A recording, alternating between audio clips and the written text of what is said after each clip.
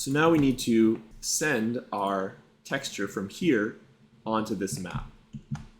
So we're going to be using the rendering menu set, and under lighting shading we're going to use transfer maps. So we're transferring from the high poly to the low poly. So our target mesh here should not be the high poly. I'm going to remove this. So whatever you have selected when you open transfer maps will automatically get loaded in here. So let me go ahead and name this Geo Low Poly. I'm going to add that as my target mesh. That's what we're sending it to. And the source mesh that we're pulling from is this high poly, so I'll add that there.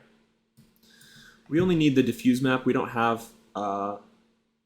shading or alpha or displacement that we want to convert. We only want to send over the color data, so I'm just going to be using diffuse. And make sure you only have one diffuse map checked here, nothing else. I'll go ahead and reset my settings just for your benefit. So make sure you have only diffuse map ticked, and let's set our location to save our color map to.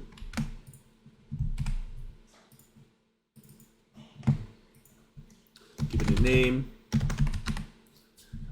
and I will use the Targa file format.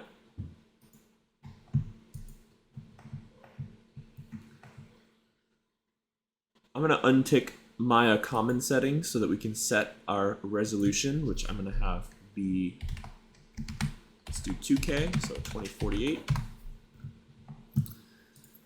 Connecting maps to the shader, that's all great. Nothing else I'm concerned about except for this envelope. So the envelope we can preview if we go up to the top and change our display to envelope, or even both.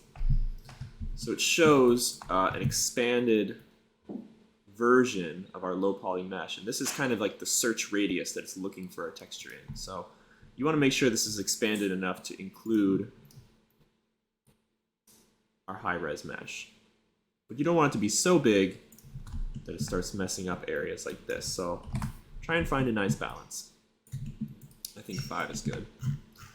So I'm going to hit bake. It's going to take a little while to compute, but then we'll have a texture on our low poly retopology. So that's done. I'm going to isolate my selection onto my low poly, and look how great that looks. So now we have a really nice texture laid out. Looks a bit overexposed, or it looks like we lost some of the color depth. So I'm going to look into that. Check out the file. I'm just going to change this color space from raw to sRGB, and now that's looking correct. So now we can mirror our character. So to mirror it, we want all of these edge faces to be aligned so it can be symmetrical. So I'm hitting spacebar to go to my orthographic side view.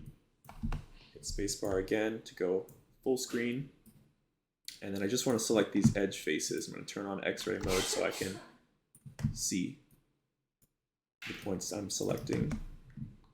So I've got all the ones on the edges. Be careful that you don't accidentally select points that aren't on the edge. And we're going to collapse these. So make sure you're in world mode for your scale tool by holding R and left mouse button. And go to your world scale, and we'll flatten that. And then I also want to move this to the center grid here, and we can snap to the grid by holding X.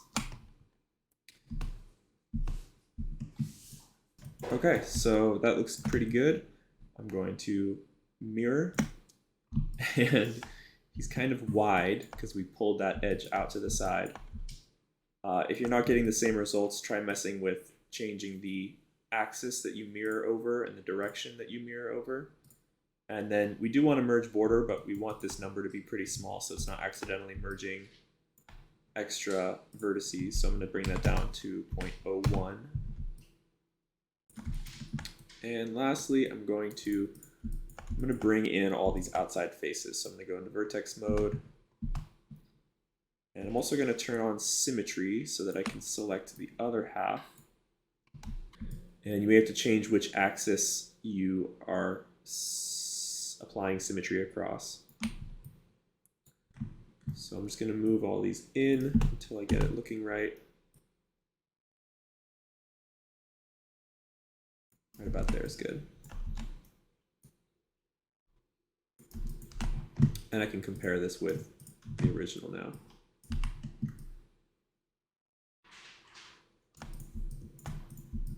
This guy's color is a lot more ambient. That's just because of the shader that I have on it. So I could turn up my ambient color to get it looking similar. And that is our character here. We've got a retopologized, UV mapped, and textured character. We could go on to rig and animate this or do whatever we want with it.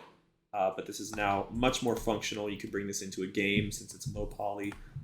Game engines usually don't take kindly to super high res meshes like this. So just render out a screenshot or a nice little video of your character and submit that.